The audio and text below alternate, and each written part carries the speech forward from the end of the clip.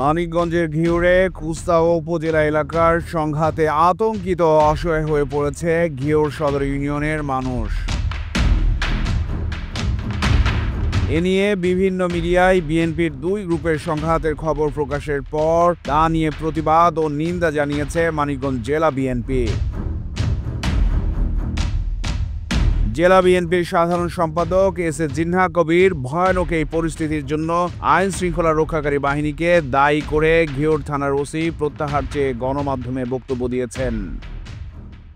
তাদের রাজনৈতিক কর্মকাণ্ড আপনারা পর্যালোচনা করেন, তাদের রাজনৈতিক পদবি আপনারা সংগ্রহ করেন, তাহলেই আপনারা বুঝতে পারবেন। অবশ্যই একটা এলাকার শান্তি শৃঙ্খলা বজায় রাখার সবচেয়ে মূল দায়িত্ব থাকে আইন শৃঙ্খলা বাহিনীর। এই ঘিওরে এর আগেও প্রকাশ্যে নৃশংসভাবে হত্যাকাণ্ডের ঘটনা ঘটিয়েছে।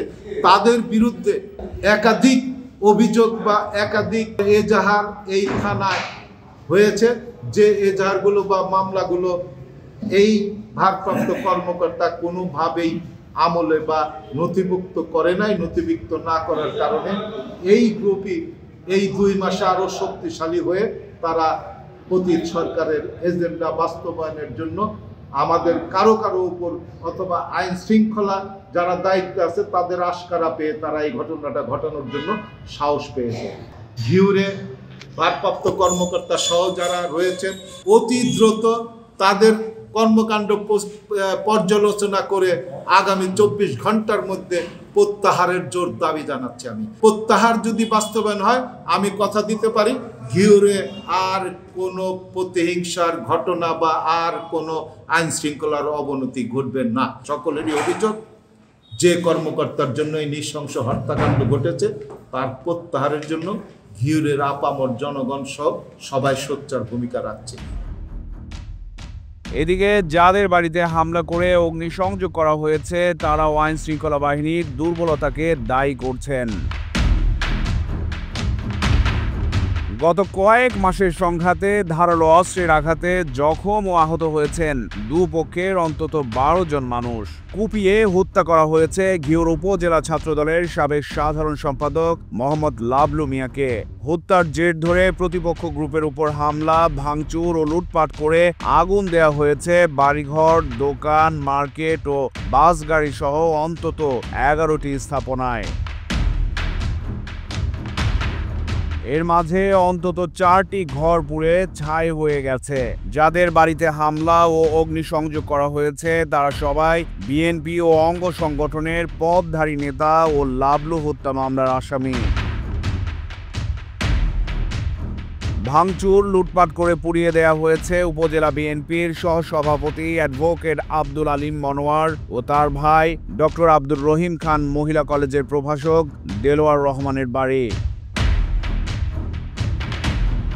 স্থানীয়রা জানান, কুস্তা উপজেলা এলাকার কিশোর গ্যাংয়ের আধিপত্য বিস্তারকে কেন্দ্র করে দু গ্রামের মাঝে সংঘাত রূপ নেয় আঞ্চলিক রাজনৈতিক কোন্দলে। এতে দুপক্ষই উপজেলা বিএনপির শীর্ষ নেতাদের অবস্থানের কথা বলছে স্থানীয়রা। এদিকে জেলা বিএনপির এক প্রেস বিজ্ঞপ্তিতে বলা হয়েছে, হামলা, ভাঙচুর, লুটপাট ও অগ্নিসংযোগে বিএনপির কেউ জড়িত নয়, সবই আওয়ামী লীগের দোসরদের অপতৎপরতা। আমাকে এক সময় এক একজনে ভয় দেখাইতে চাইছে যে এই দুপুরবেলা আসতেছে, এই বিকালবেলা আসতেছে, এই রাত্রেবেলা আসতেছে, রাত্রে 12টার সময় আসতেছে। আমরা তো এগুলা ভয়ে মনে করেন পালাতো। এই বাসায় কেউ নাই, এই বাসায় কালকেই পলাইছে। ভাঙছে ওই যে লাশ নিয়ে আসলো, লাশের গাড়ির সাথে উপজেলা থেকে মিছিল করতে করতে ওরা আসছে বটতলা থেকে, ওখানে আগুন দিছে। তারপরে যে জিন্নার বাড়ি ভাঙছে।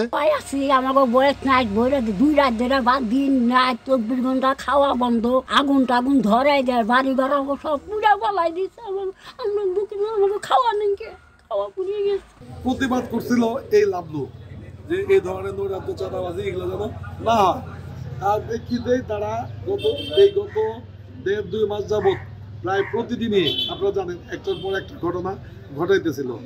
লাস্ট পরশুদিন হিমেল নামের একটা ছেলেকে ঘিওর বাস স্ট্যান্ডে যায় তারা কোবানোর পরে লাবলু তাকে সুচিকিৎসা দেওয়ার জন্য সাথে নিয়ে ঘিওর সরকারি হসপিটালে নেওয়া যায়। সেইখানে তারা সংঘবদ্ধভাবে প্রস্তুত ছিল, তারা ওই ছেলেকে হিমেলকে ওইখানে ভর্তি করতে দেবে না এবং তাদের প্ল্যান ছিল লাবলুকে মেরে ফেলবে। অবর্ণনীয় ভাষা, এটা আসলে বর্ণনা করার মতো না। যেভাবে একটা মানুষকে মারছে, লাবলুকে কুবায়া নিচে ফেলা দিচ্ছে, মাথায় বাড়ি দিচ্ছে, বাড়ি দিয়ে নিচে ফেলা দিচ্ছে। আমাদের কাছে যেহেতু তথ্য আছে, এটা সম্পূর্ণ পতিত সরকার আওয়ামী লীগের মদদে, আওয়ামী লীগের লোকজন মুখে মাস্ক পরে, কেউ বোরকা পরে, মহিলা সেজে এই কাজগুলি করছে বলে আমাদের কাছে এখন পর্যন্ত তথ্য আছে। 3টা বাচ্চা, 3টা ছেলে আর কি আপনার ওই করছে, বাসের গ্লাস ভাঙছে, প্রথমে গ্লাস ভাঙার পর তারপর ওই বোতলগুলি ছুঁড়ে মারছে, ওই ভেতরে ঢুকাইছে, ঢুকানোর পর আগুন জ্বলতেছে, আমরা চিৎকার পারতেছি, পুরা গ্রাম শেষ। দেখেন ওই যে ওইখানে ওই বাড়িটা দেখেন, কিছুই নাই, গয়না গাটি টাকা পয়সা সব শেষ, সব লুটপাট করে নিয়ে গেছে। আইন শৃঙ্খলা পরিস্থিতি থাকলে তো এইগুলা ঘটতোই না। কিছু সেনাবাহিনীর লোক গতকালকে আইসা যদি না আসতো তাহলে ক্ষতি আরো হইতো। লাবলু হত্যার দায়ে 20 জনকে আসামি করে হত্যা মামলা দায়ের করেছে লাবলুর ভাই টিপু সুলতান। এ পর্যন্ত 5 জনকে আটকের কথা জানিয়েছে ঘিওর থানার ভারপ্রাপ্ত কর্মকর্তা রফিকুল ইসলাম। তিনি জানান, বর্তমানে আইন শৃঙ্খলা পরিস্থিতি স্বাভাবিক থাকলেও 2 গ্রুপের আতঙ্ক একেবারে কমে যায়নি। হামলার ভয়ে আতঙ্কিত না থাকার আহ্বান জানানো হলেও চলমান সংঘাতে সাধারণ মানুষ অনেকটাই ভীত। তবে আইন শৃঙ্খলা রক্ষাকারী বাহিনী সর্বোচ্চ চেষ্টা করছে পরিস্থিতি পুরোপুরি শান্ত রাখতে। স্বাধীনতা টিভি বাংলা নিউজ ডেস্ক।